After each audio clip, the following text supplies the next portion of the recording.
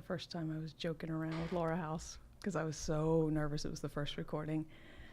And he was about to say go, and I was like, and you could hear me say, it's just like getting your flu shot. Because I was just literally like, I don't know what's going to happen. Yeah. Laser beams are going to come out of that camera and get me. I don't know. So we're rolling. Mickey Caputo, welcome to the art. Thank you. We're going to play your whole song this time. All right, let's do it.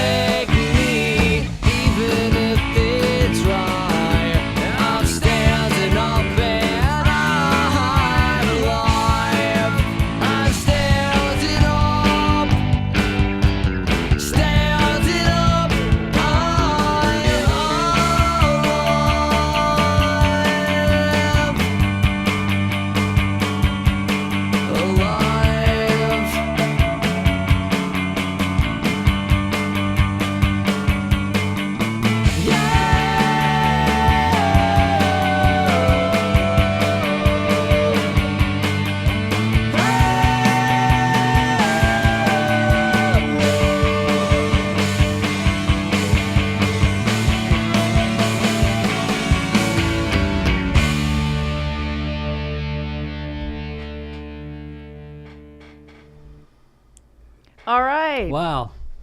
Thanks for letting me use that for the intro music on the art. You got it. Happy to hear it. It's strange to hear it. Like, and I was looking at your phone, seeing the album cover and the CD cover, and just, you know, that was recorded, I think 11 years ago. Yeah, 2008. Yeah. We Live Forever, the name of the album. Yes. And there's just in that song, like I was to listen to the old stuff, it's like, you know, cringing, and I put the headphones on and I just, you know, each, there's certain like in parts of the song, there are like little memories Yeah. and like little specific things like, the little guitars, Yeah. that's like, oh yeah, I was listening to a lot of U2 at that moment.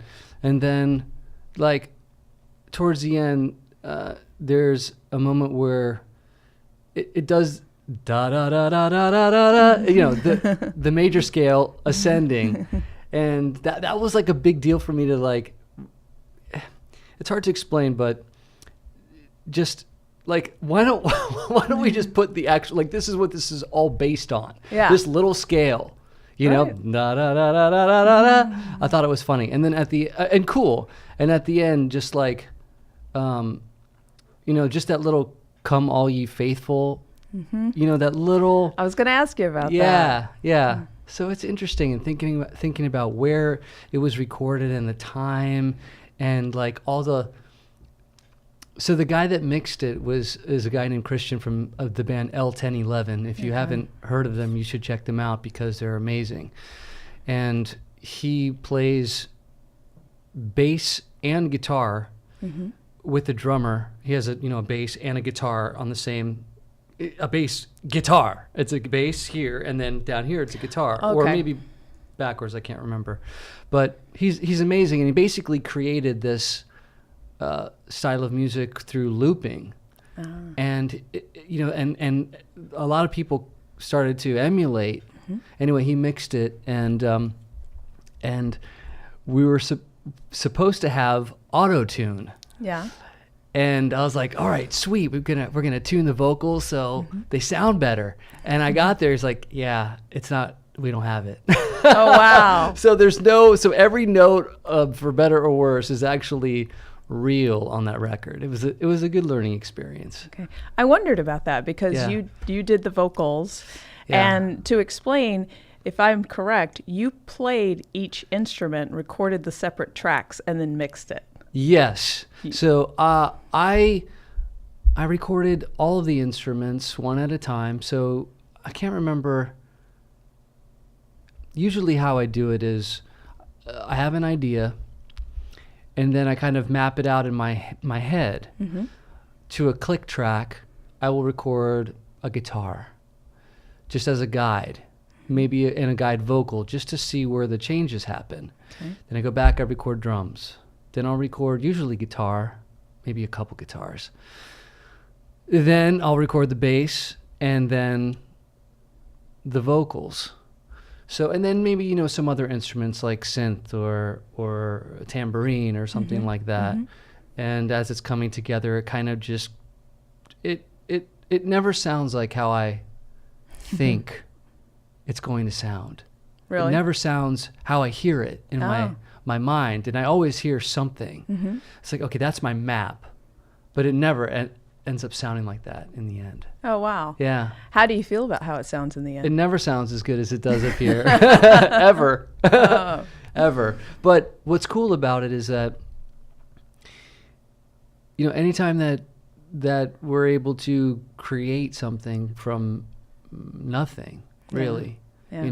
It's like it comes from wherever it comes from, the ether, God, whatever, the universe, whatever word you want to use. And it comes through, in this case, me.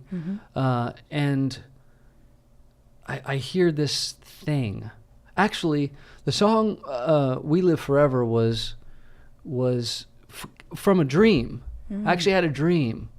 And in the dream, there was a country artist that was in the dream. It was either Tim McGraw or Keith Urban. And we were in a bar, and I heard this song playing, and it was that. And I woke up. It was so powerful that I woke up and I wrote it. I'm pretty sure I just wrote as much as I could and put the idea into. At that time, I don't know if it was a phone. It might have been just some kind of recording device. And what came out was nothing close to what I would have liked and what I heard and what I would have liked to have been able to record. But for that record, I really wanted it to sound live.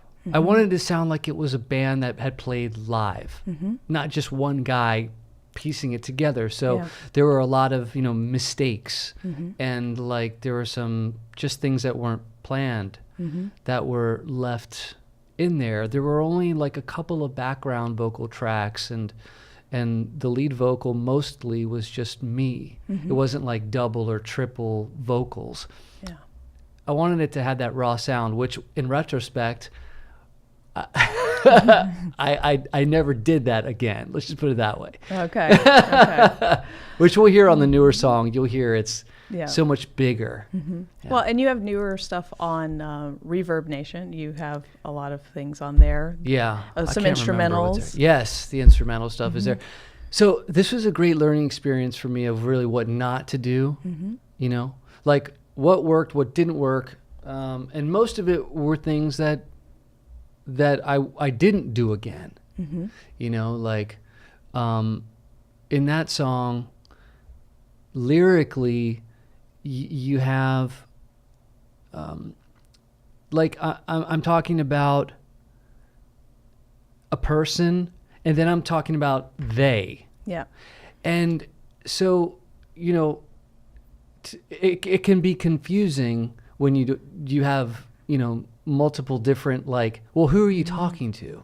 Who are you talking about a girl, a relationship, or are you talking about, society or the man? Yeah. To combine those two into one song, in that case, I look back and I go, gosh, I really wish I could just, change the lyrics a little bit to tweak it to like, well, am I speaking on, because originally it was about something personal that I was going through, and then it became kind of like not just about that one person, but like you not just you're not going to take me, no one's going to, I'm standing up. Right. So anyway. Yeah. I think that has appeal though, because when it can apply to different situations in your life. Yeah. I personally like songs like that because cool. like not everything's about a relationship. That's not the whole of our lives. Sure. It feels like it sometimes, but it's not. Yeah. There are other things in our life, and we have to stand up to a lot of different situations. And what's more important than I think what any artist is trying to say is what the listener takes from it. So I hesitated even to share that with you just because I didn't want to kind of put an idea of what the song's about, because what it means to me is just what it means to me. It might not mean that to someone else. It might not mean that to the listener. And I think it's more important that, whatever the listeners take away is really the most important thing, not what I'm trying to say. That's how I see it. Yeah. Yeah. As you were saying earlier, you're the vehicle, you are the instrument with which it flows, but it lands differently for different people. Yeah. What you said about it, wanting it to sound like a band. Yeah. Did you tell the person who was mixing and producing it that was the sound you were going for? I don't remember. If you talked about that. I'm not really sure. The drums sound that way. The drums, if when you described that, I thought, if anything, the drums sound like I'm sitting in a bar. Oh, interesting. Very interesting. It's just my ear. Well, okay. Well, this is going to blow your mind because those drums were, and this is where we are with technology. Even back then, actually, things had started to change in a way that I could record drums without a real drum set. So what I'm actually playing on it's an electronic drum set. I mean, I'm playing. Oh, the drum pads? Yes. Yes. The thin things that sound. Yes. That does blow my mind. Yes. I don't know how that works. So how it works is, just really quickly, is that those when you hit one of the pads and it goes into your computer, it triggers a sound, whatever sound you want. In this case, it was a drum set that I heard, like, okay, yeah, this sounds good. I like this sound. And again, what we'll play soon, it's come even further than that. Yeah. I don't remember I don't remember saying to him, like, I had recorded it that way. Mm-hmm. So there were only like, I think at most, I'd have to go back and listen. Certain songs may be different, but pretty much there weren't more than like a couple of times where there would be like 2 guitar players, a bass player, vocals, drums, just like you would have in a live band. Mm-hmm. Only a couple times maybe where there was an extra like guitar. I think that at the end of Standing Up, that like where the little, where those ghost guitars kind of came in. I'd have to listen back again, which we won't do now, of course, but I think that either there are only 2 guitars happening at that point, or there is just a moment of that extra sound. Mm-hmm. Which could still happen with 2 guitar players if I was playing guitar. Gotcha. Just on that part, and there was a bass player and a drummer. So I didn't stray too far from that. Like, I don't think there are any keyboards on that. There's nothing that couldn't be done live. Yeah. Which was honestly the intention. Okay. Which never actually happened. But could have. And still can at some point, but God willing. I want to play just a couple more things from that album. Sure. And let's be able to use the technology. Yeah. So I'd like to play a little bit of Counting on You. Oh, yeah, sure. And I may fade it out before we get to the end of it, but I want to play a couple until we get to an instrumental part in that. Okay.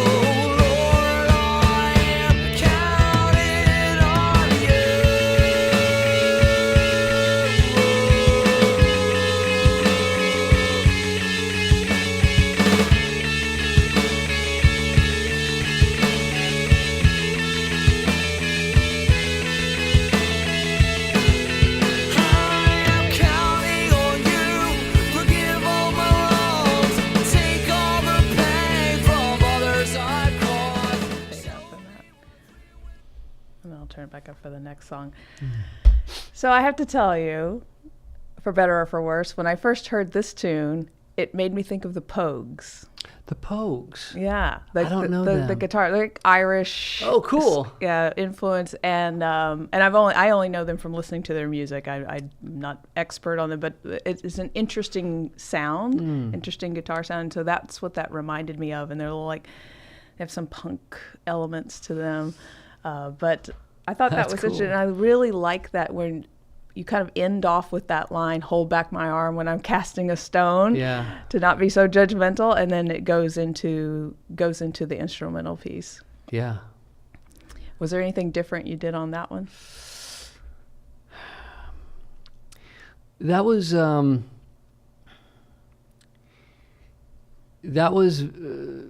mean, that's honestly like at that point, modern day modern day. It didn't sound like anything really modern. I don't know what what you would classify. Like, I don't think it sounds like anything that I've heard. I don't know that I was shooting for that necessarily. I mean, I'm always trying to do something different and something unique, you know, in all that I'm doing. I was listening to a lot of Bob Dylan at that point, so you'll hear that on there. I just, you know, it was a song that, yeah, it's about faith and trust. Yeah. And I'm not someone that that thinks that there's one way for everyone. I think everyone has their own path to choose, and it doesn't matter if you call it, you know, God or Jesus or Buddha or Ganesh or whatever. To me, it's all the same. And it's also, they're all very different. Yes. But it's like, whatever it is that you happen to believe in, having that trust. And even if you're an atheist and you don't have that, you know, you're here and you're moving. Something is doing it, even if it's just you. Right. You know, and having that trust that wherever we're going and whatever voyage, you know, because we're all on our own, like, adventure, you know, and whatever it is that you know, knowing that, like, there's something there and saying, look, I'm counting on you, you know. I was raised Catholic, so that's very much a part just of kind of my for better or for worse. Like, I don't consider myself Catholic now. I don't go to church and I have my own beliefs, but it's such a part of, like, you know, Right. Yeah. that I think in that song you can just hear my own point of view of, you know, hey, help me out here. Right. You know, help me out here when things aren't going so well.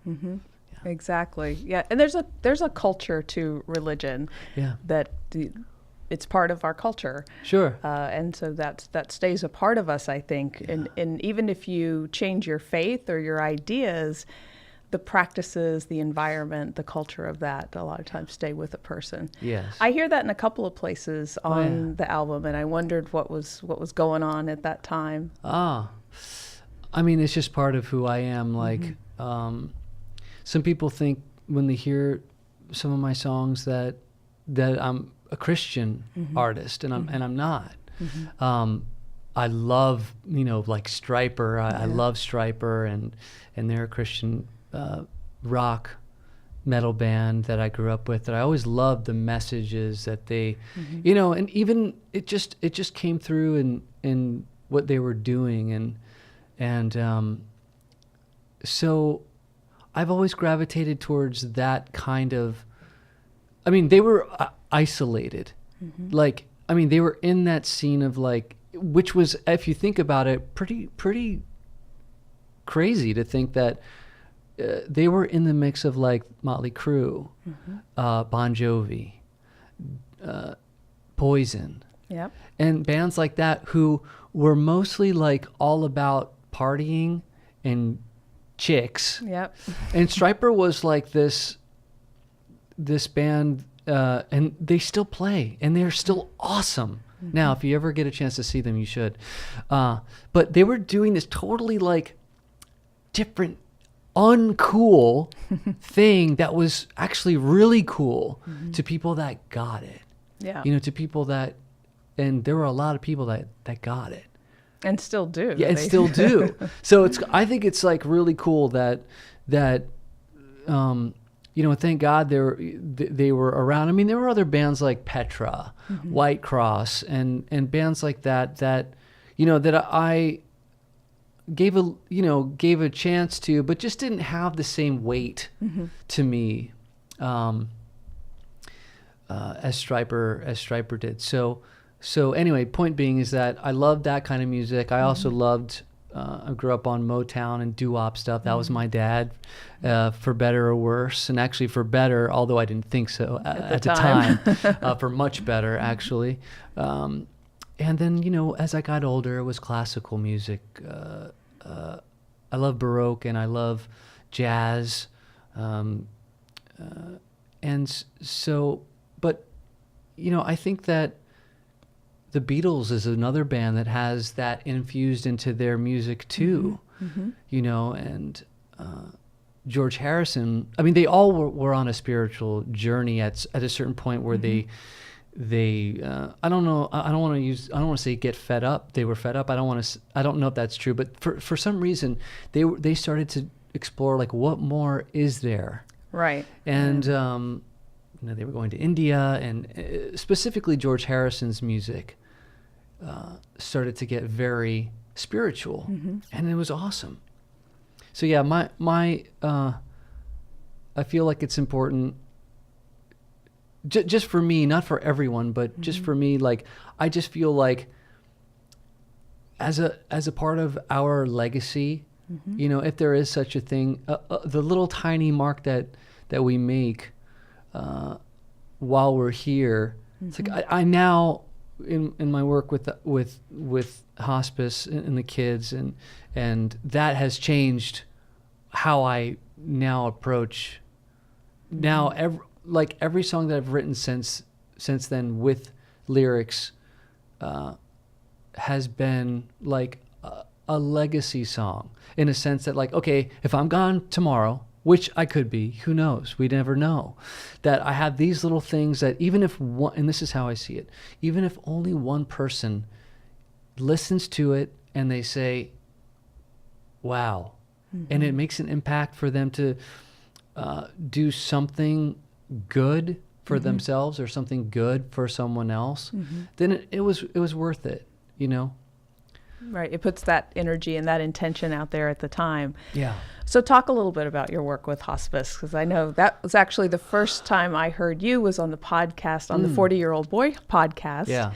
And you were with Jess Harnell. Yeah.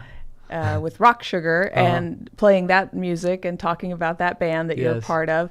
And then you talked about your work with hospice and bringing music into that.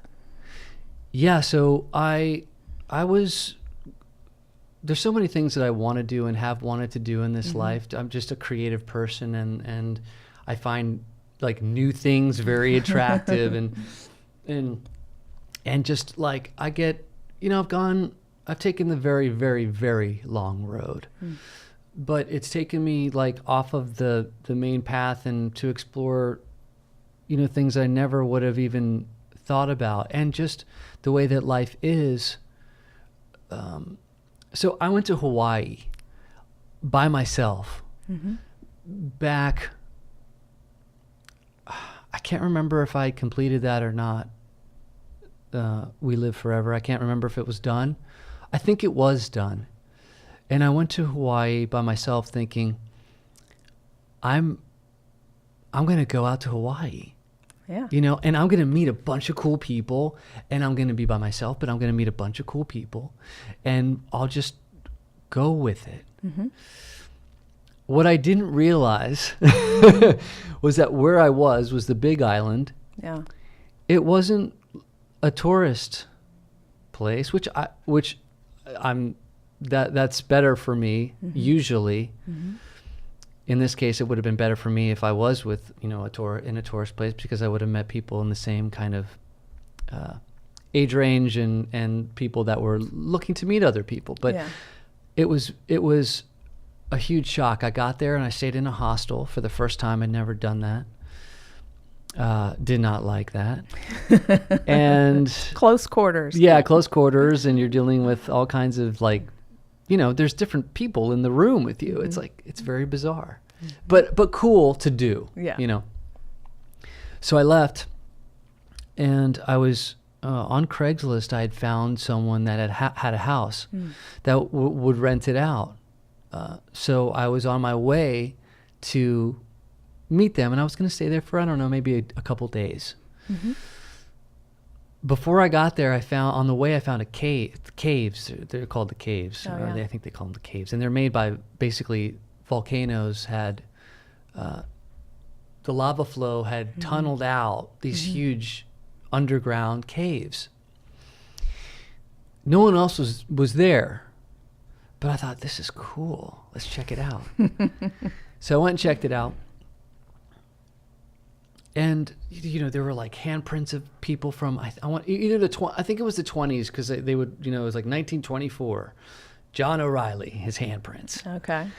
And I thought, wow, this is really cool. And I felt a drop of water hit my lip. And, I'm very intuitive. Mm-hmm. And it was like Spidey sense went off. It's like,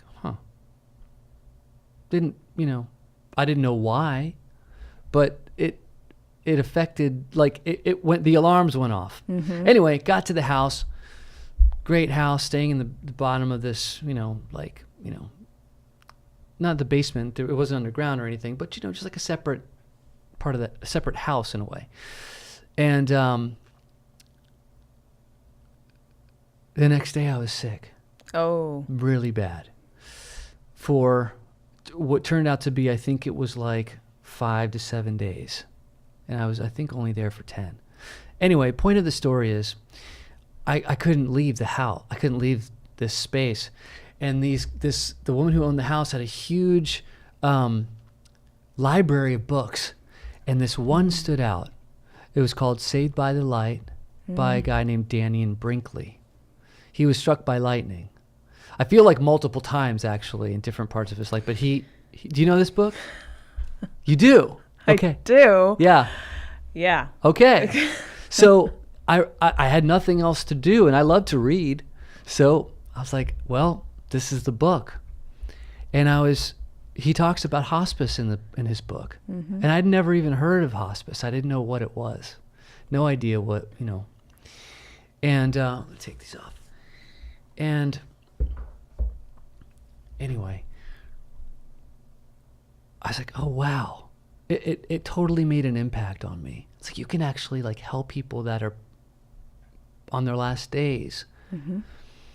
As soon as I got well enough, I started researching hospices, local hospices. Okay. I was like, maybe I can do that while I'm here.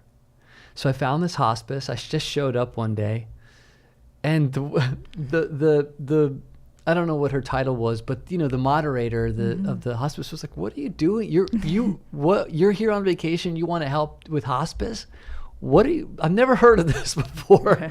And we're going to conduct a background check. Yeah, exactly. And she said, "We don't do it that way. Mm-hmm. You have to go through a whole background check and a whole process." And I said, "Well, is there anything that I can do to help you while I'm here?" She said, "Let me think." She said, "Well, there's a van that we have to transport people, and we need to put the big chair back in the van. Could you help with that?" I said, "Sure." So that's what we did. Oh. Put the chair back in, screwed it in, and she's like, "Wow, I can't believe you." I think she thought it was weird and cool at the same time. Mm-hmm. She gave me a shirt, like a hospice volunteer shirt, and that was my first like real introduction to that world. And I came back and I did. I worked with a couple of adults, and then I worked with kids doing songwriting, mm-hmm. and that that was just awesome.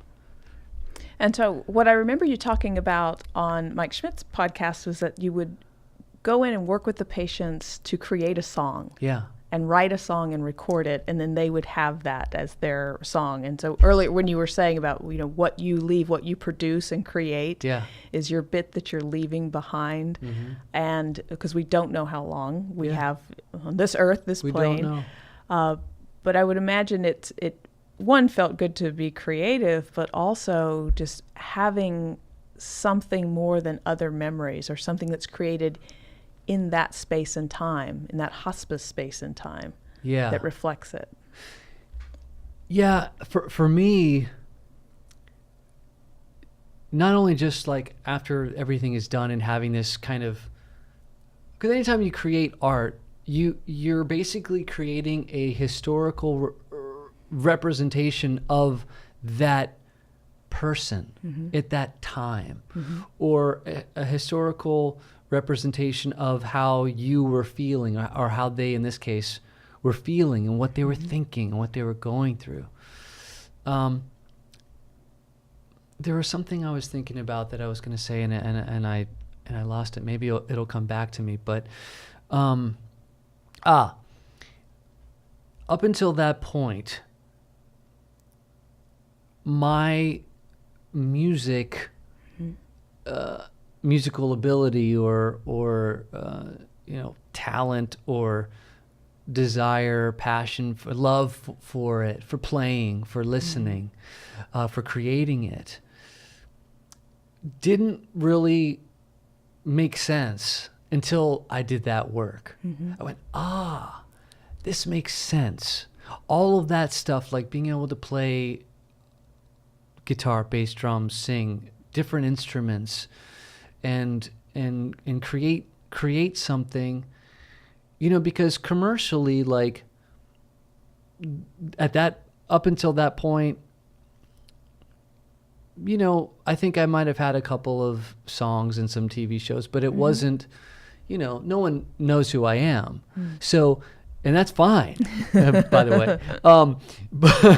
But working with those kids, being able to like put it all together, like, if this was what it was all about, if this was what it's meant for, if that's what this tool, the purpose of this tool, awesome. It was worth it, because what ended up happening, which I never anticipated happening or even thought of, was the songs in a few of the cases were played at the funeral as a tribute, to their life. Yes. And I captured their voices, not only what they were thinking in lyrics, but their actual voices, and put them in the song.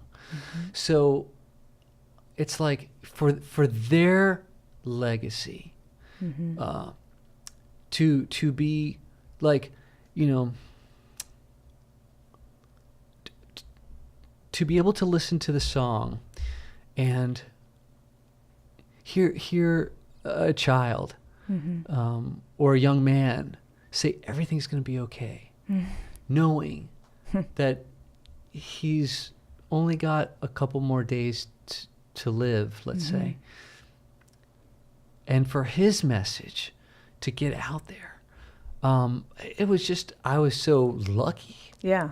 It's like that, the peace and the resolution, and leaving that, I would think, as a gift for the people who probably are already grieving, but will go through a grief process at the loss. Yes, of course. The physical loss. But for them to say it's okay. Yeah. Because they've reached that place of peace and they're able to express it. I hope that it did offer some kind of peace for them. And also, just like as time passes, to be able to, in 10 years, in 20 years, in 30, or maybe even 40 years, to push play and go, that's my son. Yeah. It lives on. Or my daughter. Yeah. That lives on. Yeah. And like he was a part of my life, and that I have forever to listen over and over. So I was very blessed and lucky to be able to have done that. I wish I could have done it more, but there were some, personnel changes within the hospice, and yes, the woman that brought me in, Penelope Thomason, just is literally, an angel on earth. And if you ever would see her, like, she just glows. She just radiates this beautiful light energy, and she was the one who made that happen. She retired, but we're still in touch, and it's great to talk to her when we get a chance to talk. And anyway, so it was a great gift. They asked me to speak. I think I spoke at 3 different events to let the board and people that were at headquarters and things like that, and a retreat, which happened in Ojai, to let them know what was happening. Right. And they played the songs and everything. It was great. It was a great time. Great experience. And you got led to that experience by reading a book, and because I know Saved by Light it's about near-death experience. Yeah. And that leading to working in hospice, Yeah. and what it's like to be in the presence of people who are seeing death or have seen what happens in death. Sure. Now, a lot of people would pull away from that and not lean into it, not move towards it. They wouldn't be comfortable, might be afraid of the overpowering emotion, or think, that's a train to Sad Town. That's a train to Sad Town. Where am I going? So how you felt, it sounds like you just had an intuition and were led, and you go where you're led. But how was it for you in the midst of doing it, and that kept you going back and doing it?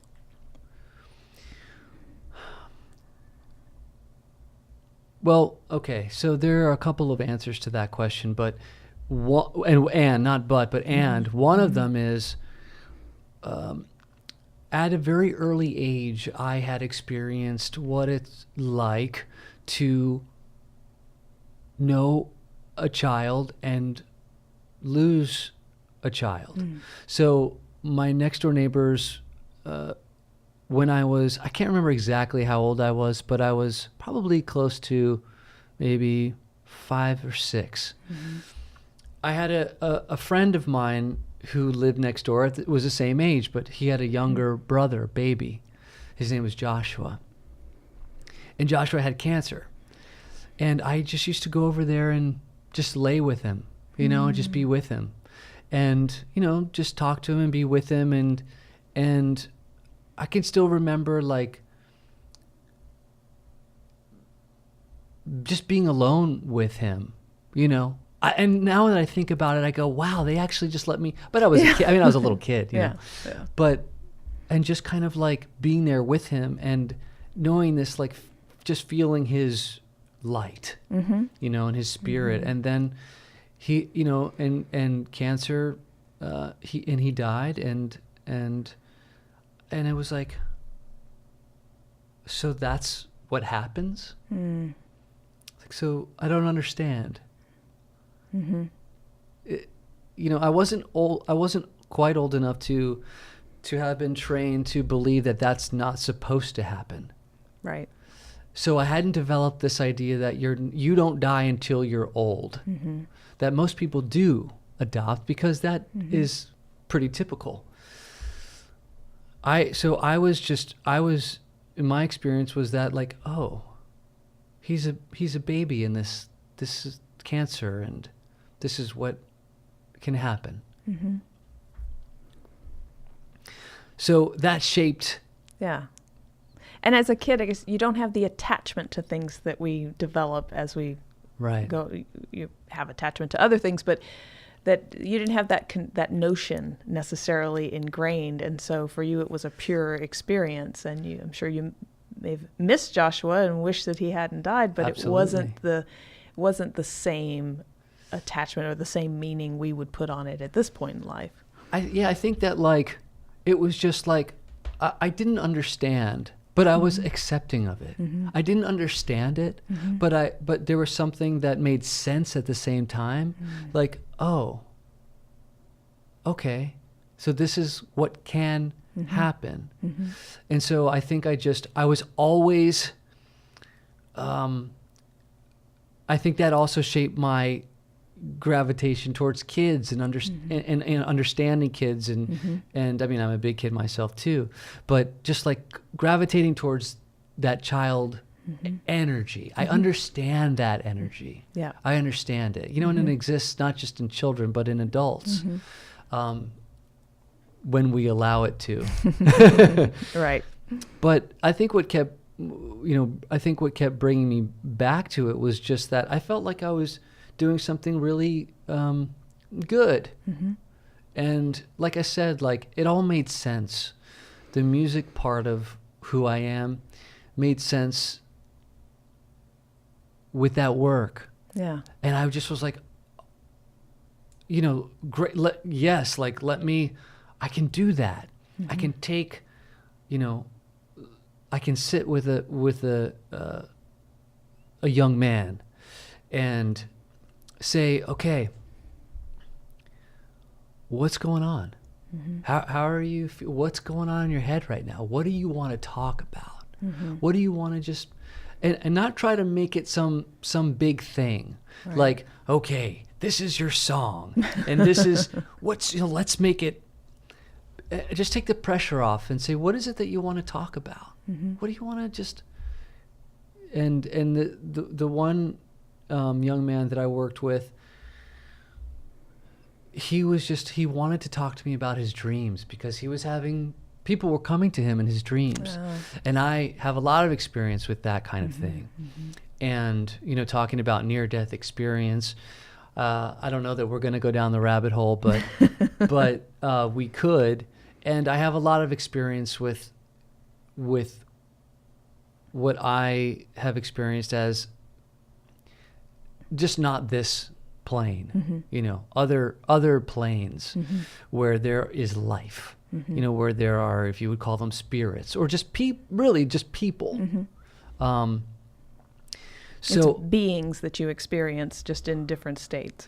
Mostly human, sometimes otherworldly, and hard to say if it's just the imagination. I don't know. I do know that a lot of other people have had the same experiences as myself, and have documented those in various books. And if you look into that, which I did because I thought, oh boy, it's time to start talking to someone about this, because there might be a problem. But then it was like, no, it's just these are things that other people have experienced, out-of-body experiences, or astral projection, or lucid dreaming, different words for some similar experiences. It's not a loss of touch with reality, so not a psychosis, but just a different experience, but you're still grounded. It's a different experience. In fact, it's an experience that you have more awareness that feels even more real than here once you experience that, which is different than like voices in your head telling you to do bad things. Yeah, it's not that at all. And if anyone's out there that is experiencing that, you definitely would want to talk to someone. Correct. But it's not that. Yeah. And so that young man was having dreams, and he was describing experiences that you could relate to. Yes. And be comfortable with. Yes. And so he could express anything. And people were coming to him in his dreams that had passed over that were basically saying everything's going to be okay. Okay. Yeah, everything's going to be okay. He had a dream that God came to him and talked to him and said everything's going to be okay. Wow. That's a gift. Yeah. That's a gift. I will connect this to the album We Live Forever, which because even just that title says something about this topic. Yeah. But when I listened to it all the way through, the first question that did come to my mind was, who did you lose? Because there's the songs we've already listened to, but there's also a song on there, Tuesday Morning, which is spelled like morning. Yes. But you talk about going through the day-to-day routine of life, and yet being sad and being in mourning and having lost a friend or about to lose a friend. Yes. And then you have a song called Gone, where you talk about, there's a sound that comes from light years away, but it's loud. and so that's exactly right. Yeah. So this throughout the album, even though you say you had completed this when you had this experience going to Hawaii and it led down this path, but I did have that thought of like, who did you lose? And it did sound like more than one type of loss. It did not sound like 100% breakup album, but that there were other things. 100% breakup album. The 100% breakup album from Mickey Caputo. K-Tel. That's awesome. I would love that as a commercial for someone's record. Okay, so good questions. Tuesday Morning was not written about me at all. And actually, it was one of the best, maybe the best song on the record. And I learned that it wasn't about, I wrote that song in like a couple minutes or something. It happened really fast. A friend of mine at the time had a best friend, and that her best friend got a job and had to move to New York, and we were in LA, and she was like, that song is as if I was in her position, what I would be thinking. Yeah. And it happened so fast. Yeah. And I love that song. It's probably my favorite from the record as far as like a full, like, I think it came out the best. Well, let's play a little bit of it. Sure. Then, since we're going to play some songs. Aaron, are we okay? Yeah. Okay, let me get to Tuesday. 7:00 morning, gotta get up for work. I just wanna be alone right now and honor all this hurts. My best friend's leaving in a couple weeks, and I haven't come to terms. Lying in this lonely place with no one left to turn to. Wake me up, say it's just a dream. It's hard to pursue happiness away. Someone said it'd be easier, but it didn't happen that way. Lift me up, hurry to a better place. It's Tuesday morning. I'm going to fade down to that. That's okay? Cool. Unless there was a specific part you wanted to get to. No. That gives us kind of an idea of what it was, what Yeah. the sound is, and you really are just describing the experience. Yeah, and you can now that you know that, you might, for better or worse, Yeah. hear the song differently. But this is why I try to, like, I don't talk about the meanings that much, but since you're asking, because I don't want to take away whatever it is that maybe you thought about it, because it's just one other version, let's say, Yeah. of the song. But that's where that came from. Right. Yeah. And it's interesting to me that, so it's a song of empathy. This is a story of your empathy for what a person close to you is going through and losing a friend, and it came so quickly and so clearly. Yeah, I should write more songs like that. In that way, where I mean, and there's some great artists that write songs that they're not about themselves. Like, they read about it, something in the paper, and they write about that, and that just really resonated with me. It was very easy to do, and I think that typically I don't choose the easy way, which I would be better off doing. But the hard way is usually the way that I go. So that was an example of taking something that was, not that I wasn't used to doing, that came very naturally, and doing it in that That's way. good. Yeah. What's the hard way? The hard way is my way. As I get older, I'm learning Versus the highway? well, sometimes it's the highway. There's a great song by Judas Priest called Heading Out to the Highway, which is all about, making your way and taking a chance. And great song. I love that song. But what was your question? What's the hard way? The hard way. Because you're like, Oh, I should do yes. that more, but Yes. instead I do it the hard way. Yes. There's a hint of challenge in my question. I think I was at an early age, I made the connection within myself that you weren't doing it right unless you were trying really hard. Yeah. Yeah. Like, you weren't, if you were just being you, that wasn't enough. You had to do other things. Like, you had to do a whole bunch of stuff to make things right or good, to be good. You had to do a bunch of stuff. You had to, it had to be difficult because if it was easy, it wouldn't be like you just being you. No, you got to do something to earn your value. And that stuck with me for a long time. And in some respects, it's helped me. And I think, though, that in many respects, I've really worked to undo that. Like, to go, here I am. You know, I don't have to like, okay, what's Rebecca going to ask me today? I mean, it's still like kind of, it's on autopilot in a way where it's like, okay, she might ask me this. Well, how would I respond? And I go off into my imagination, but then to stop and say, you know, I'm just going to show up and that's going to be enough. It's going to come out. Yeah. Well, and it's not that big of a deal. Like if I go down in flames, you know, Probably not going to happen. yeah, but like going like, and that's a whole other thing. Like this idea of failure, you have to fail. You have to fail to succeed in anything that's really worth succeeding in, except for the things that are just like breathing to you. You know, like there are some things that just come so naturally. Like, okay, you're just really great at that. Maybe you're not going to fail at that. But there's a whole bunch of other things. Like just life has that. That's the part of the ingredients to life is failure and just learning and moving forward. Yeah. You know. On that note, I'm going to move over to another song before we get to your most recent one. And I'm going to trust that I can open the Discover app.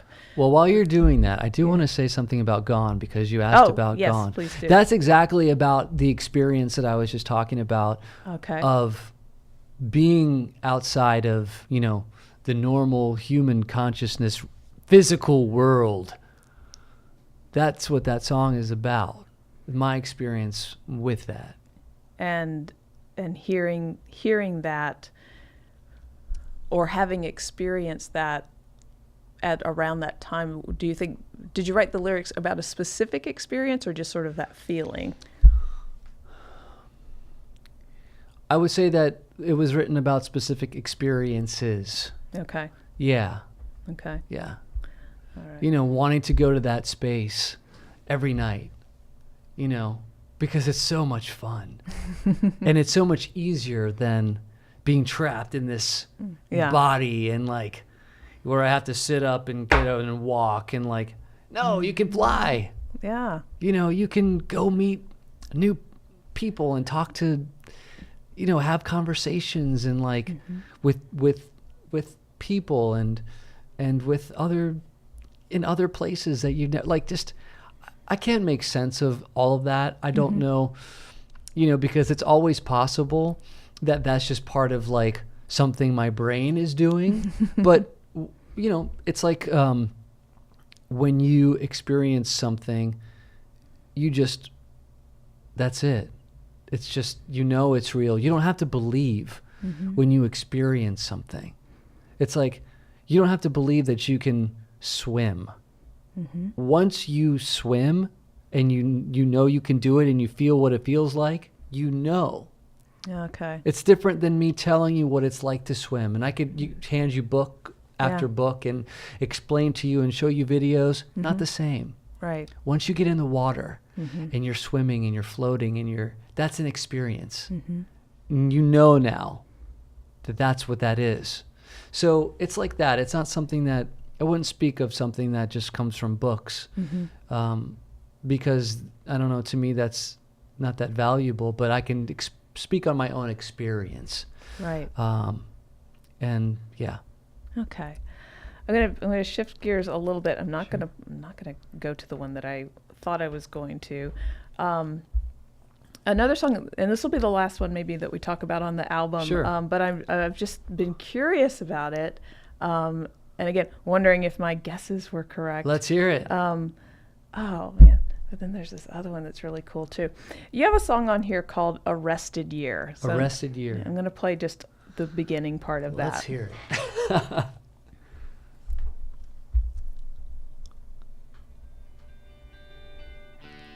I'm going to do it again because I didn't have the volume up. You don't say you're sorry.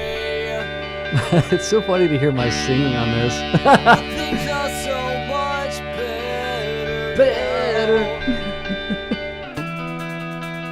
You don't have to worry. Not like you would anyhow. Everything is cool. It's a funny song. I guess we had to go to school again. All the pain, all of the doubts, all the stuff that makes me inside out. All the pain, all the fear is leaving me now in a resting year. Graduation is such sweetness. Mary, you don't have to see me now. So dramatic. Winds of change are blowing. We're right where we belong. Away. I'm gonna fade this out. Yeah. I go. It's funny to listen to these. I haven't listened to these songs in a long time. And sometimes it sounds better than I remember it, and then sometimes it sounds worse. It just depends, but it's funny to listen to these and think back. Yeah, yeah. I think a lot of people have that experience with their art and with their things that they create, Yeah. and they go back and look and go, "Oh, I would. That's different." That's 100% breakup song. Is it? Yeah. Is it? Oh, Okay. yeah. Because, all right, well, it sounds like Catholic school is what it sounds like. Okay, so that is the 100% breakup That's a song. 100% breakup song. Okay. Yeah. All right, But you thought that Alex. was a Catholic school song. Yes. Really? Because you're talking about Mary, Oh my gosh. and we don't have to drink your wine no more. Well, yeah. and you're just, and there's something about it that almost sounds like you've gotten a little bit of trouble. Yeah. And then I wondered if Which I did. Arrested Year was a play on words. So Wow, that's cool. I would like to listen back to that and listen from that perspective, because I can see how you would connect the dots on that.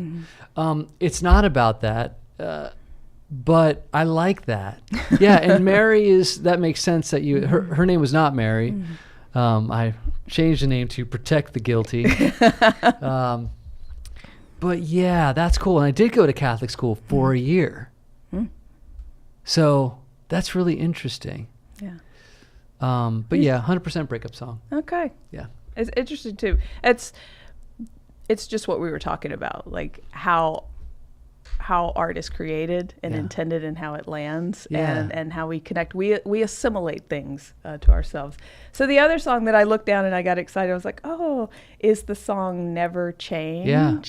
Where, all right, yeah, I'm just going to play a little bit of it. Great. It's my podcast. It's your podcast. You do what you want. Don't ever change. You'll never have to be somebody else. Remain the same, just the way you are, and always remember. From me to you. From me to you.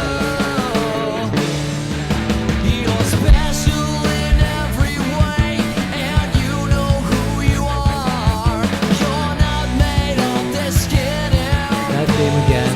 not from the dark. You're from the light at the edge of dawn, at the end of night. You're perfect in every way. I'm going to keep playing it because I want to get to the Sure. Perfect in every way.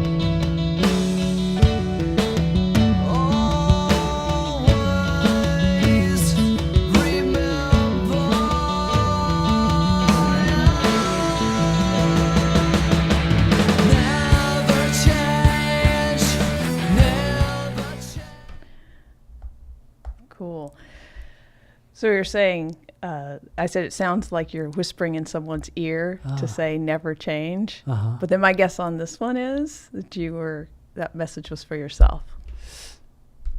Well, interesting. I think that there were a few things happening in that song. And I think that, yes, that's a part of it.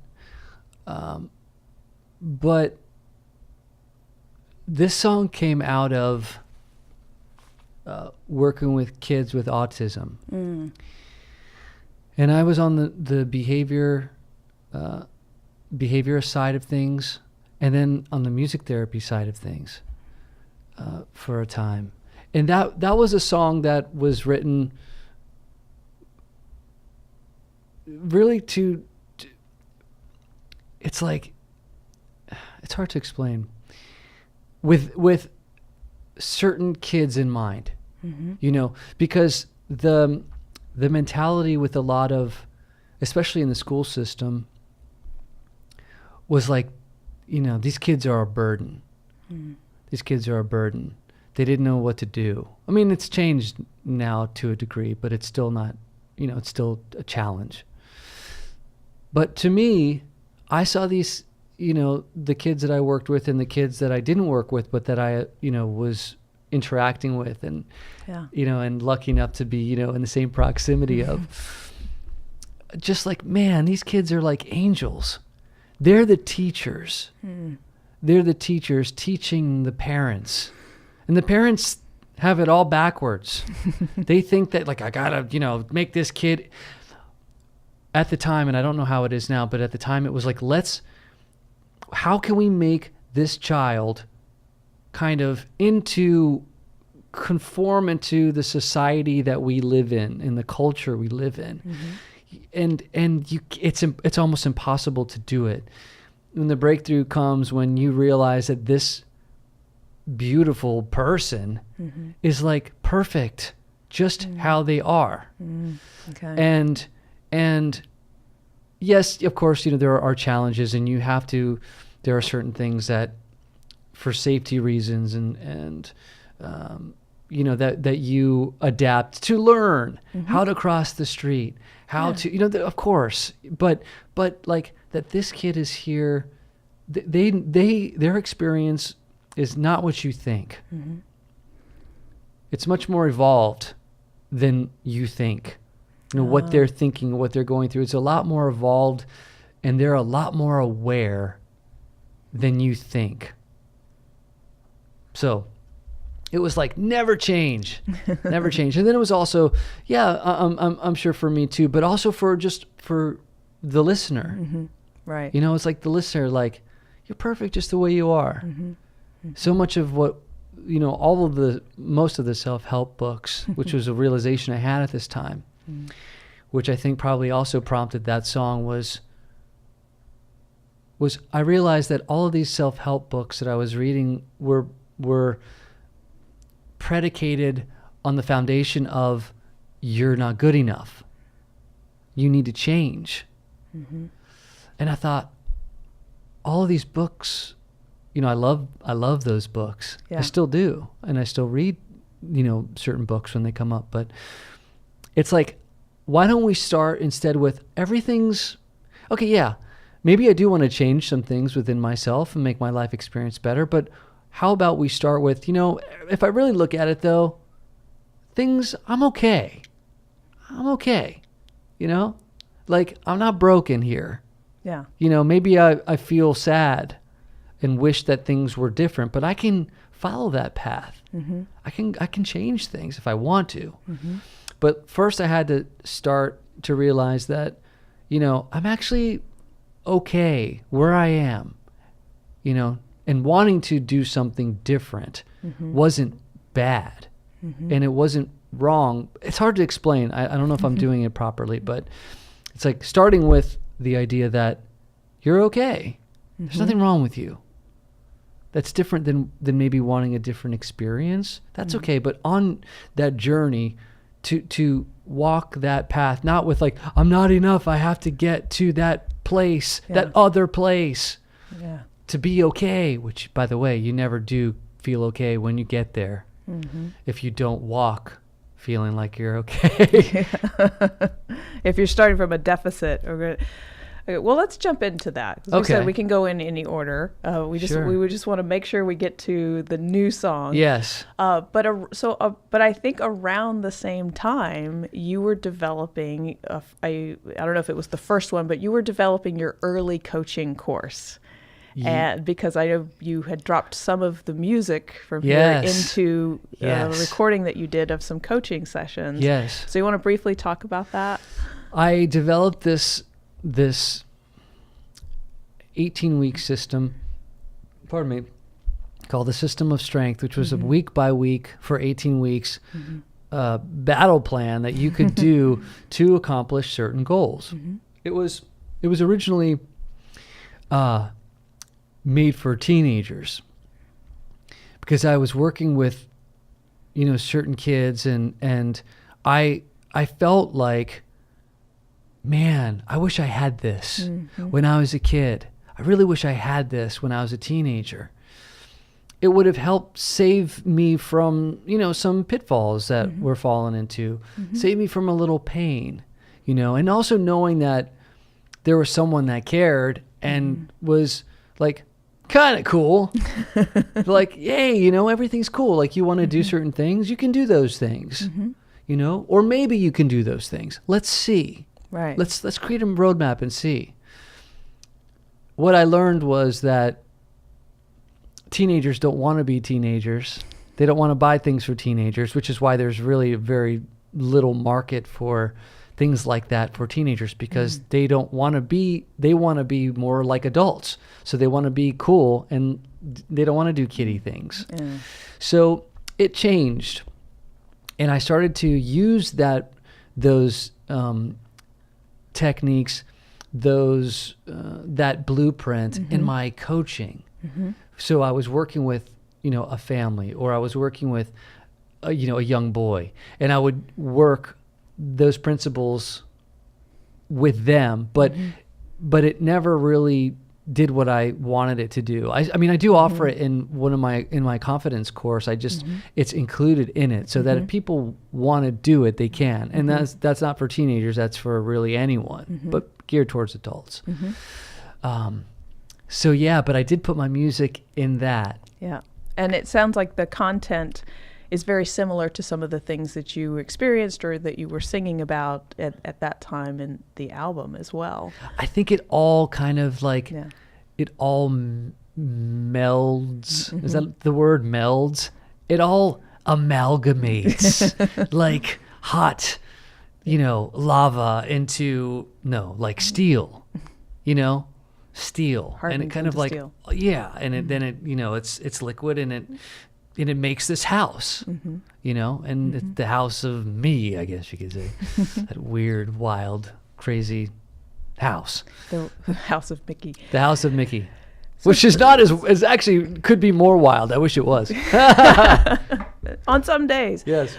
So I want to make sure we include that you have, from being a life coach, being a mentor, and having worked with people in hospice and worked with autistic kids and done a variety of things, but you do have several courses on Udemy. Right. Which is the online UDEMY. I know, it's like how do you spell it?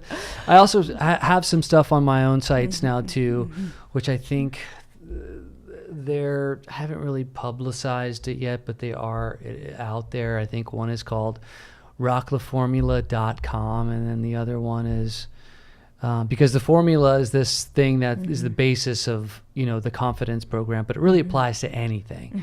If you want to if affirmations haven't worked for you, which they tend to not work because you can't lie to yourself unless you're really good at it already, in which case why would you need that? But your mind will believe something that's true.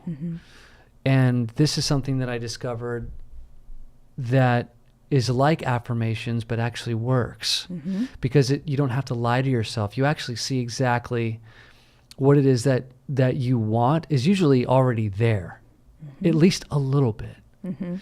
So you can go to rocktheformula.com for that. The voiceover stuff is on Udemy too, but there's also I just got a bunch of like website links, and I can't even remember what the name. I think it's like bestvoiceovercourse.com. I think that's one of them. So yeah. Okay. But and I can make sure. I I don't don't know if anyone reads them, but I write very long, detailed show notes, and I put links. I put a ton of links in there. So check out the show notes. People don't like to read anymore. No. We need like fast information. No, I like to hear it. I should start putting that in the outro. I should, or editing the intro, having more of an intro and more of an end, and recording the information, because I do put quite a bit in the show notes. So maybe we'll make some adjustments there. But I like to make sure people can link to things, because if they hear something, they get inspired, they want to check it out. They want to go do that. But I do know your work, and it links to what you were just saying about working with the kids and working with, instead of coming from a deficit, coming from a place of strength, or I'm okay, I just want to feel better through this situation or get better in life. Sure. And I know your approach is, part of it is you work with what is working and then build from there to the improvement place you want to get to. And this is the part that is like, well, what's the hard way? Well, what I've learned is that, to discard the things that don't work and just keep digging for the stuff that does. Might take a while, might take some time, but to keep digging, to keep searching for the things that do actually work. And it applies to everything, to relationships, to business, to family. Because, you can't, it can be so much more simpler. Yeah. Yeah. And we don't have to do so much to make something work. You just have to do what works. And that might just be one thing. Or that might be getting rid of all the stuff that just doesn't work. Clearing the path of the obstructions, which can be people, which can be situations, toxic situations, toxic people. And just clearing the path to make it easier, because life is hard enough as it is. The more obstructions will come anyway. They're going to come. So to have a clear path, it's much easier when they do come to be able to maneuver around it. Very hard if your path is already cluttered with things, and then it starts to hail. And something's for there. Example. That actually helps me get to, let's take a dive for a moment into, because the purpose and what we talk about here on the art is how you move forward and embrace and do and be your art. All the verbs, action and state of being. Okay. Despite your own hesitation, or despite outside judgment or expectations, or the not good enoughs, or the you should have done it this way, or the latest trend. And you've created a lot of your own opportunities, but whether it be music, acting, voiceover, which we'll talk about, and your coaching, you have managed to live this life of your art and pursue it unabashedly. Thank you. And talk a little bit about how that's been for you. Well, I want to say that I think that the difficulties come mostly through either like social constructs that we have or just the fear of failure. So for me, I was raised basically having things, and I had a great childhood, don't get me wrong.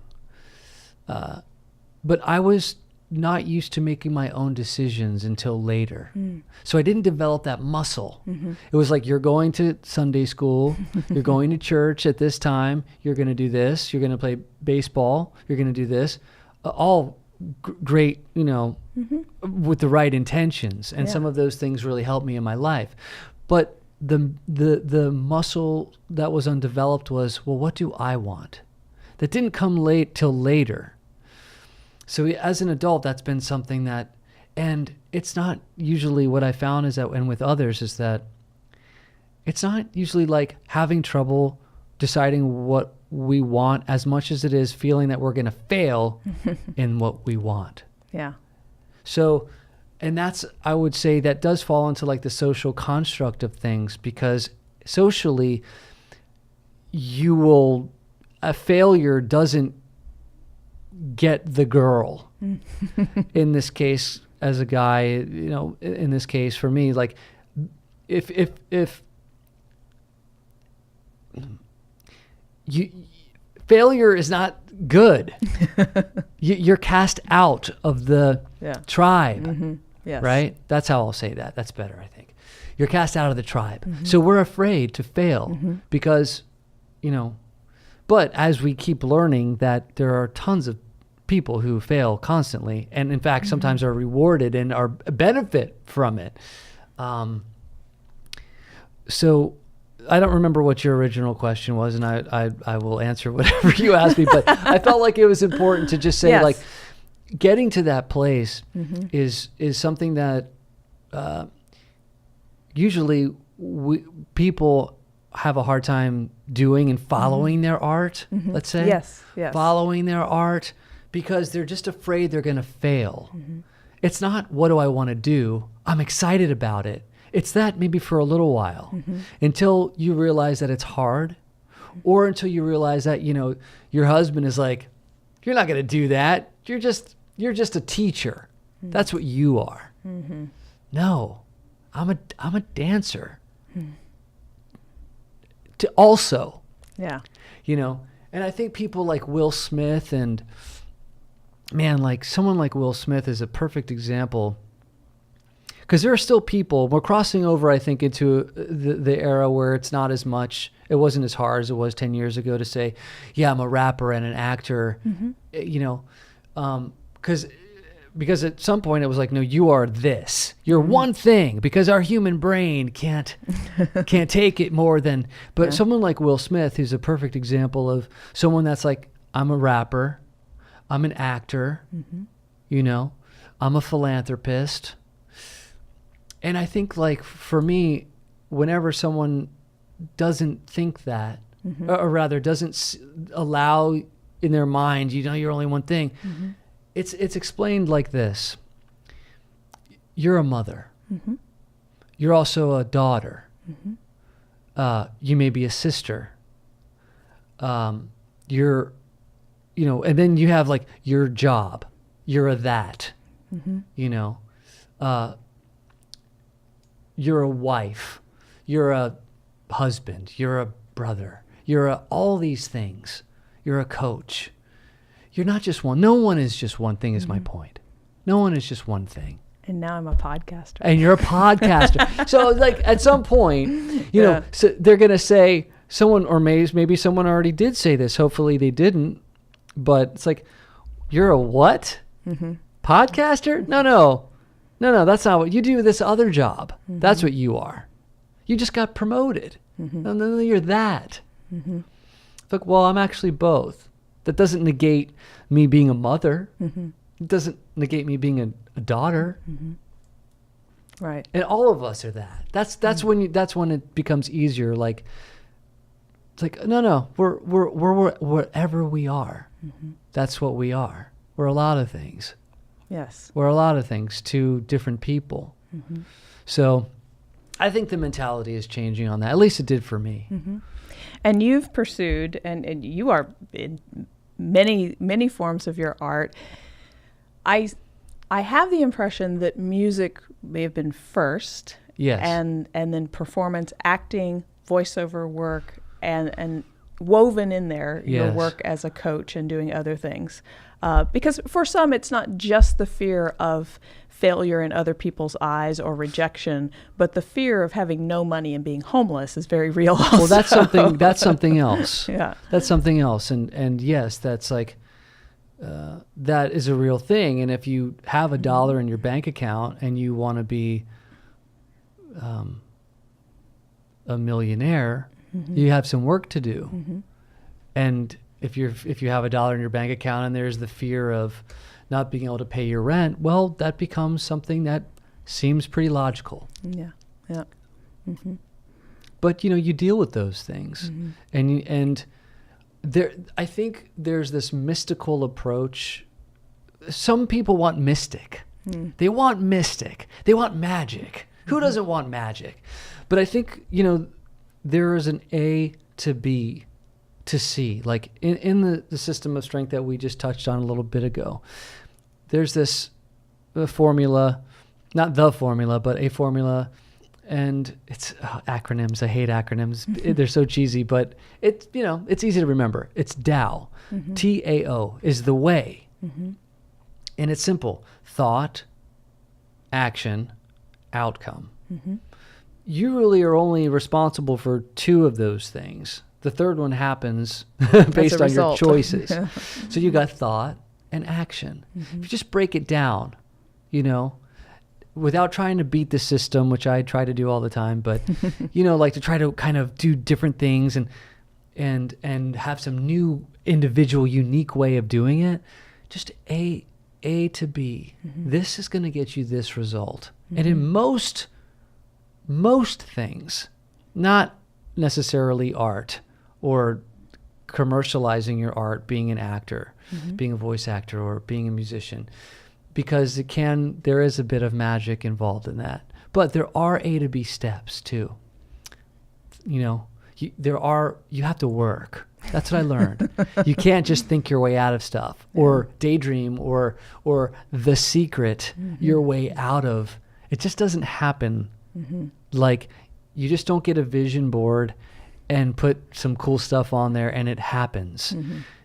On its own. Sometimes it does, and that is a whole different podcast, which we could talk about.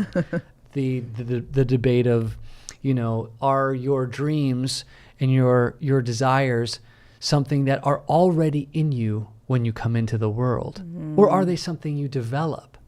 Are those images you see of yourself doing something really premonitions of what's already maybe even happened, or is it a possibility of what can happen? Or is it just part of something that you would like to see happen? That is a whole other conversation. Whole other topic. But Happy lot of to fun. talk about that. A lot of fun. Stay on target. Stay on target. No, it's okay. It's all good. So talk a little bit about, so I think I just wanted to dive into like how you have pursued your art because you're relentless about it. Oh, I just want to say one more thing. Yeah. No matter what we're doing, we're always just being. In our being, we are expressing our art. Just That's in our right. being. We're always doing it. You can have an intention and follow your intention through. But no matter what we're doing, we're always expressing our art. If you're driving on the freeway, with your kids, you're expressing your art just in what you're saying, what you're doing, how you're breathing, the energy you're putting off. And they are too, Yeah, that's perfect because we talk about the art to life. And part of the reason I wanted to do this podcast and talk about these things was to say exactly what you were saying, which is it's all of our art to life. And we can look at the examples of artists and how they've made it happen and draw from that. But we all have that. We all have those things that we get into flow or do particularly well or that light us up and that light other people in our lives up where we excel. But sometimes we second guess ourselves. So pushing past that hesitation and doing what we truly want to do is perfect. We have to push past that. And I think just knowing that it comes, roadblocks will come, hesitation comes, doubt comes. It's just fear, which is normal. But again, if you thought, I say thought because that's the word that we understand. I'm not certain it's thoughts, but if you, let's say, knew that you would succeed in what you wanted to do, nothing would stop you. If it was like a genie saying, Rebecca, here's your wish. What do you want? Boom. And it's that. And there it is. Then you would have no problem. It's just the fear of failure. It's feeling like, well, what if I can't? What does that say about me? What does that say about my parents? What does that say about my loved ones if I fail? What does it say about my kids? What will they think of me? So, but if that wasn't there, if you knew, there wouldn't be an issue. Now, of course, we don't know. Right. So we have to take that leap of faith. It's like in Indiana Jones, in the third Indiana Jones movie, when he comes to the very last, what's the word? Test. To his father is dying, Sean Connery, and Indiana Jones comes to the final test, which no one's even gotten to, which is the leap of faith. And there's a huge chasm in front of, for where he is, it just drops. He can't even see the bottom. And the door is in front of him, about, let's say 25 feet, 50 feet away. But he has to, either his dad dies or he has to jump. Now, there's a motivator right there. Usually we don't have that. Yeah. But he does it. He takes the leap. And I get that image quite often when I'm like struggling with this idea of, man, is this going to happen? What do I need to do? And sometimes I'll see that image, he just goes boom, and he falls on this ledge, which is there for him. He just couldn't see it. It's always there. I get signs like that a lot. Yeah. And it becomes difficult or becomes rather easier when you can trust, if you've developed your intuition enough to be able to trust the images that you get and just keep going, keep going forward, even when it feels like you've got no hope. You just keep going. You just trust. It's not easy to do. But your gut is usually letting you know if this is an okay risk to take, but it just feels scary, or if there's like danger, that there is that intuition, and whether it's your own hesitation or a real danger. Well, lucky for you, because not everyone has that. And lucky for you because if you have that experience, that's great. And I know you do. So, but, some people, when they're clouded and they get to a point where they can't see that, whether by drugs, which is a lot of, I think, where the song Storm is coming from, is a suicide outreach. It's keep going. The storm is raging, but fight. And when you're inhibited by alcohol or drugs, even prescription drugs, and your chemistry is all messed up and you can't see that there is a light, and there always is a light. You just have to have the courage to keep going. It's not that it's easy. No one's saying that. True. We doing okay, Aaron? Yeah, we're at an hour and a half. Okay. Oh, okay, great. So why don't we jump into that song, Sure. Storm? Yeah. Okay. So what do you want to say about this before I play it? I'm very excited that you shared it with me. Yeah. Well, originally this was written as a suicide outreach, like for people, because people I was seeing almost daily were just, kids, teenagers, adults. It was always in the news. And I thought, okay, yes, maybe it's naive to think that a song could change someone's life or perspective or make them not do something like that. Maybe, yes, it's naive.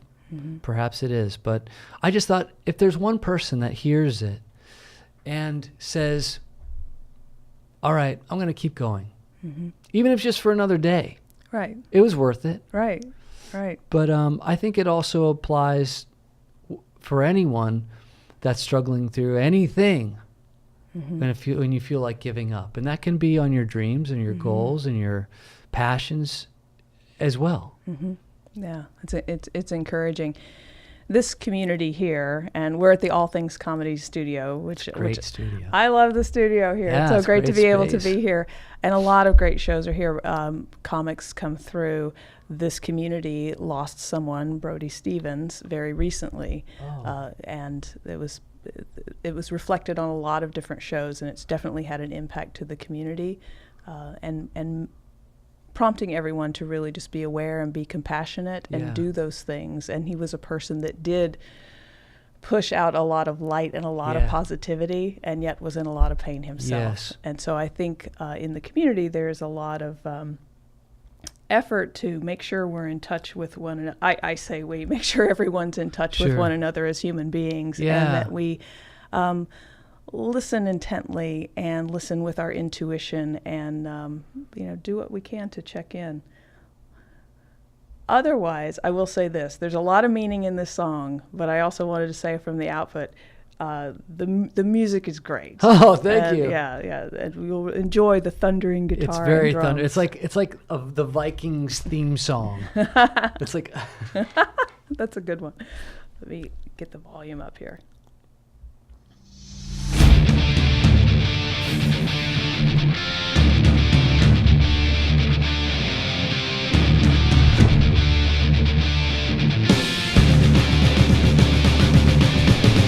When your light starts dimming and night takes day, dark stars swimming inside. Strength starts giving, stay alive. Your soul must find. Storm is raging. Storm is raging. Storm is raging.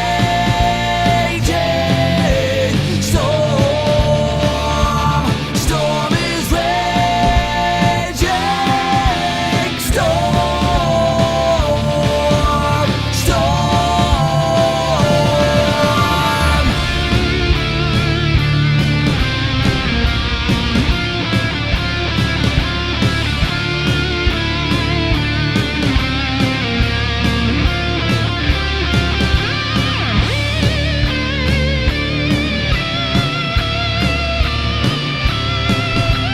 Hold on tight to your life. You must fight till tonight. Storm is raging. Storm is raging. Storm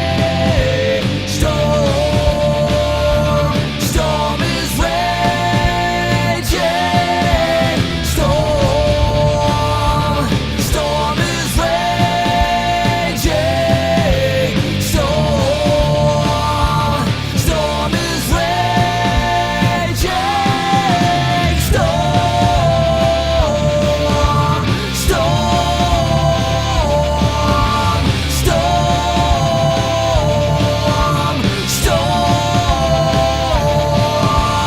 Fight!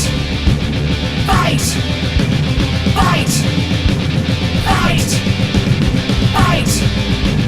Fight! Fight! Fight!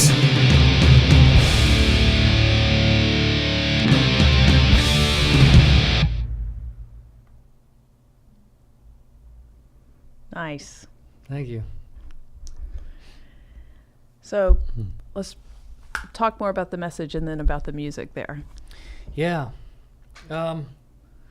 It's an acknowledgement of feeling like you want to give up.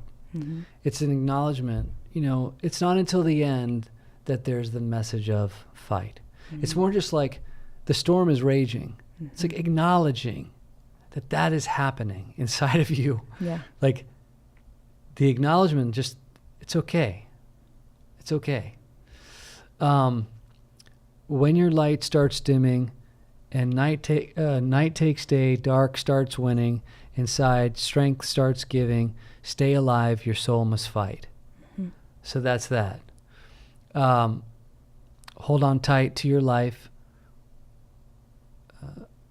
Hold on tight to your life. You must fight here tonight. Yeah. That's it. Very straightforward. It's very straightforward. And I found that that's the kind of writing I've been doing. I'm not that good with words. So I try to keep it simple. You know, talking with you is like much more than I usually would talk normally. But I'm typically a pretty quiet person, believe it or not. But in the music, it's like, what do I want to say? And simplify, not get in the way of the message, and just try to do, I try to do that. So, and it's not until the end that it's fight. Fight. Just fight. Yes. It's a really driving, like, it's like rage. Yes. You know, there's rage there. And I think there is rage inside of people that have experienced, I want to say life, you know, but especially to the extreme that you'd want to get out. Right. You know, for what someone or people have done to you. Or what you're afraid you might do. Or what you're afraid you might do, or what you're afraid others might do, or just of the anger of who you are. You know, the self-hatred, you know, the just the rage of you being just what you are and that being bad somehow. You know, like all the crazy things that we're taught about what we're supposed to be. It's just not true. And I wanted that song to be some kind of, you know, wake up call. It's like, you know, hey, I get it. Yeah. You know, you're not alone. That filters through all the things that I do musically. It's like, you're not alone. That's the undercurrent there. Right. And also wake up. Wake up from, and this is to me too, telling myself, wake up. You have a song called Wake Up. I do. I do. That song was recently placed in, I forget the show, but, I think it was, I'm so bad with names. It's a Canadian show. It was placed in that recently, which was cool. I always liked that. Yeah. But yeah, so you're like, wake up to the truth, not my truth, but what's the truth that's inside of you, not what you were taught necessarily, because a lot of people were taught that they're bad, or that they're not good enough. Wake up to the truth of you are. I mean, if you've done some bad things, that's a different story, you know. And I mean, like, but for the most part,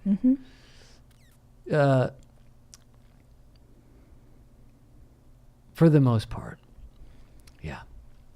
So what was different musically about this one? Oh wow! And I'm gonna cough for a moment. Yes, that music. Well, musically, that's like a straight up like heavy, like I see it like a heavy metal song. Not vocally, but musically, it's like when I heard it, and I didn't have this intention, but when it was done, I went, wow, that sounds like, I just see Vikings, like warriors, you know, like going through the storm and just charging through. And so many, I mean, gosh, we think we have it bad now. Like taking away the impacts of Christopher Columbus the bad things, including the destruction of the native people. But that's a different story. But from the perspective of an explorer, going out into the unknown. Yes. It's kind of like, it wasn't intended to be that, but I just see like Vikings, like da-da-da-da-da-da-da. It's like, it's a real warrior musically.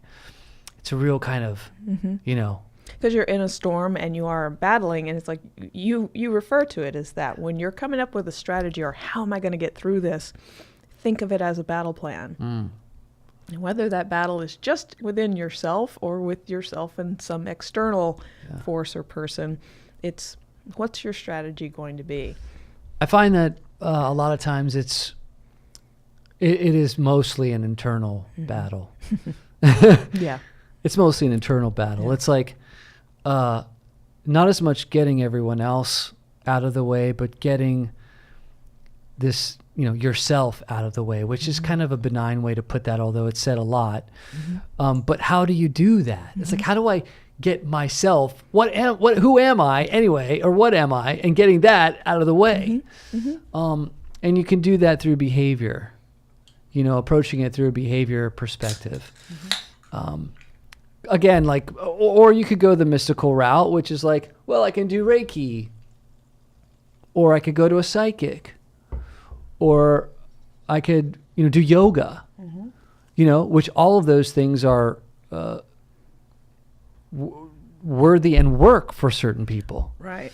And then there's also like, the less mystical approach, the practical approach.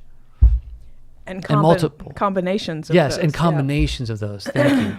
Exactly. And combinations of those too. So it's like getting back to like, do what works for you. Right. I feel like I keep wanting to go back to the relationship thing. I don't even know why. It just keeps coming up. Like,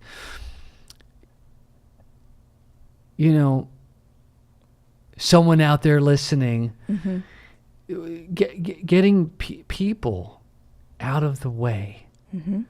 The people that are holding you back. And really, it's not other people. It's just you. But it's easier to think of it as if someone else is doing it, because if someone is not supportive of your passions, or your desires or your goals, they're essentially holding you back from your mission or your, some might say purpose. I hesitate to say that, to use that word, but you could use that word if you want to. Or dreams, If a person is saying no, you could either battle them, which is hard to do. I mean, and sometimes you have to, depending on the situation, but as an adult, you have to make a choice. You'd make a choice even if you don't make a choice. Right. Yes. And really like removing certain people from your path. Or the decluttering. Or the dynamic that you've created. You've set the situation up with expectations that keep you in one box or one role. Yeah. And not necessarily setting up the expectations that, no, I am going to be multiple things, or I am going to pursue things that I want to, or I'm going to move forward with this. And maybe I set up this whole situation with a different set of expectations, but this is the reality. So I think that can happen as well. Yeah. Yeah. And some people, we're constantly growing. We don't want to. We want to stay where we are because it's easier. We want the people that we are close to and love. We kind of need them to be consistent. We need them to be the people that we think they are because it makes us feel safe. But the reality is that you need to, and this is a tough one for me sometimes, is that you need to understand, as in romantic relationships and friendships and family relationships, that the people that you know and love are going to change. And you have to change. You have to move with them.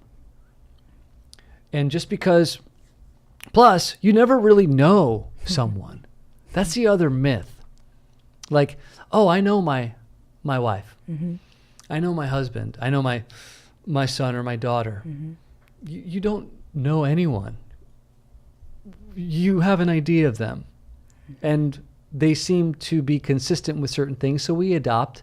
And that's just us being safe. We don't even know ourselves. We don't know what we would do in a situation, like any given situation until it comes. We think we might know. You know, if you've ever been robbed before, luckily not, knock on wood. Yeah. You don't know how you think you know how you're going to react, but you don't know how you're going to react until you're in it. And you know, if you're alone or you're with someone else, that can change the dynamic. So anyway, point being, to understand that people change, and the people that love you, that truly love you, will support you through whatever changes that you are going through. Not the ones that truly love you, the ones that need you to be what they need you to be. That's something else. But the people that really love you for who you are will be the ones that will say, in their actions or in their words, I support you. So now you were this person before. Now you're this. You know, and that can be in career. That can be in gender. That can be in a lot of things. You know, and having that support. That's how. Those are your real pals. Yeah. Yeah. I think there's a lot of truth to that. So just this idea of changing, we're constantly changing and growing. You should talk more often. Oh, well, thanks. Pretty Thank wise. you very much. What else would you like to share? Oh my gosh, what I like to share. I'm not really sure. So we haven't talked a lot about it, but you started out in music. You have worked as an on-camera actor. You differentiate between the two, and you are also a voice actor. I'm not going to even start to list your body of work in voice acting, but you can hit any highlights that you'd like to. Well, I've been very lucky in certain ways that this has been, for 20 years, has been, you know, something that I've wanted to do. I just took the long way to get there. And I'm still not where I see myself, but, you know, I'm very happy with the things that I've gotten the opportunity to do, because I'm learning constantly. I've had some great directors and some really cool projects, and you know, I've had my butt handed to me, not necessarily from anyone specifically, but for myself, going, I thought I knew this, and I thought I was better, and I'm being schooled. That's good. That happened on camera actually once too, and I'm getting back into that now, but you know, in art, you can prepare, and you should. It's fun to prepare. It's fun to study. For me anyway. I don't know about everyone else, but I love to study and learn. I'm still trying to find that technique. You know, and I teach, you know, I coach, but I'm still myself exploring and trying to find something that works, you know, for me. Whether it be Meisner or just discovering Michael Chekhov technique recently, and, you know, starting to explore that. And like I said before, we talked about getting rid of all the stuff that doesn't work. Yeah. Instead of piling on a bunch of stuff and trying to, you know, just keeping it simple. But it's a learning experience. I'm not working as much as I'd like to, but most people aren't. Because when you love to do something, you want to be working out every day. Yeah. All the time. But I'm doing what I consider right now, even though I'm getting, you know, I'm getting paid. It's an apprenticeship. And even though I'm like, man, I know I could have nailed that job, and my audition was awesome.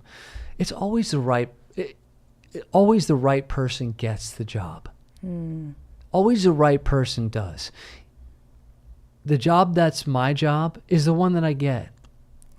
That's perfect. Yeah. Now that's not a philosophy that's adopted in the community. And I'm not saying that it's always easy to Remember that, but I do really well with it, honestly. Sometimes obviously I get frustrated and I'm like, really? I know that was awesome. I know that was awesome. Like nothing's happening, really? But that's just part of the business. Yeah. The preparation, the point of this, I got off on a tangent, but was about preparation and preparing and doing the work. No matter what you do, no matter what, when you show up to the job, it's going to be different. It's never going to be what you think. Just like a song for me is never what I think it's going to be. You know, there's all kinds of things. I was watching this Joaquin Phoenix interview yesterday, which is mind blowing, because it said Joaquin Phoenix talks about his acting technique. I went, ooh, gotta see that. What's the secret? I love that because, man, he's an amazing actor. I mean, everything he does is like, it's mind blowing to me. And he's like, well, I don't really plan. He said, I've learned not to. So, because I'm thinking I'm going to open the door. You know, I've got it all in my head. I'm going to say it this way, and I'm going to open the door this way. When you get there, the door doesn't open this way. It opens that way. You know, and the person that you're with, and the environment, and the crew, and everything is alive, right? And it affects your art. You know. So yes, like I'm no Joaquin Phoenix. I'll be very honest. I wish I was. He's got a natural gift, but. That was the bummer of it was, it's like, yeah, I studied with this person. I learned this technique. He's like, no, I don't know. I just, he was just like, I just do it. There's no way to just copy what I do. Yeah. There's no formula for becoming me. Yeah. Because to your point, he's him. Exactly. And you're going to be you. What I did get from it though, which is a huge thing, is trust. He has the trust to walk on. I mean, obviously he memorizes his lines. He does his character work. He does his, he's reading books on the types of people that he talked a little bit about that in this particular role, about this the kind of person that he's playing, the experiences that, let's say, a police officer or someone like that would have. Not that he's not a carbon copy and he's not generic at all in that, which is what makes him so great. But having the trust to go, yeah, I don't know what the other actor's going to do. I don't know what the set's going to feel like. I don't know what mood the director's going to be in, let's say. He just goes in and he trusts. Now, he's been doing this for a long time. Yeah. But there's something to be taken away from that. Just trust. And even if you suck, trusting.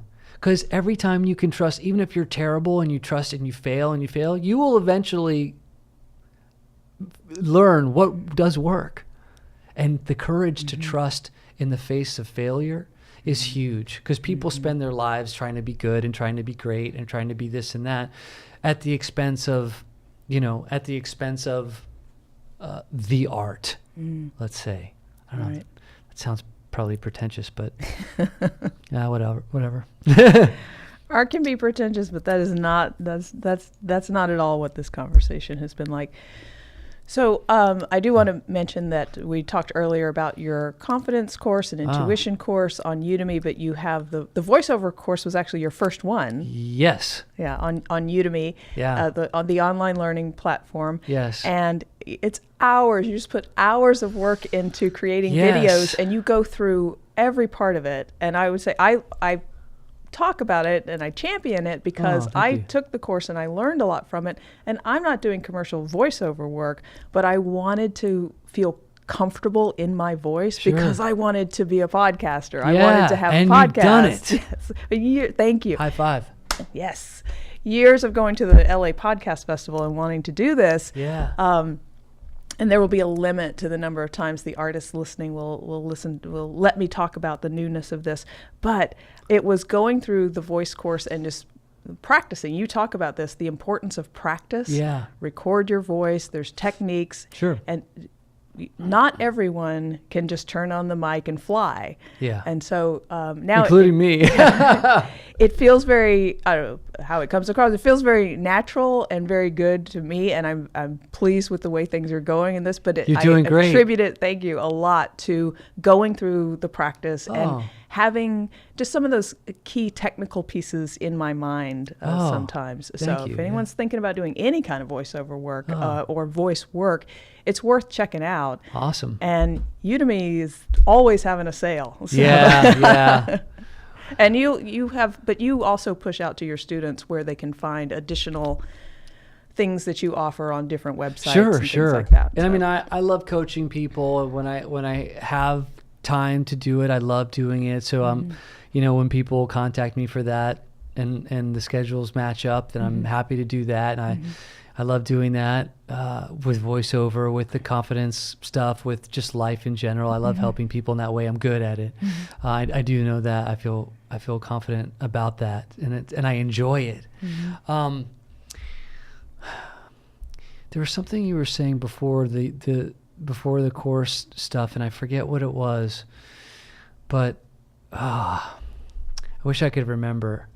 We're talking about art and what could get in the way of the art, and being afraid to fail, and not having that get in the way of the art. And then we said that could sound pretentious. So like, that's not how we talk about it here. Yes. I can't remember what there was something that I wanted to share. Maybe it'll come back, but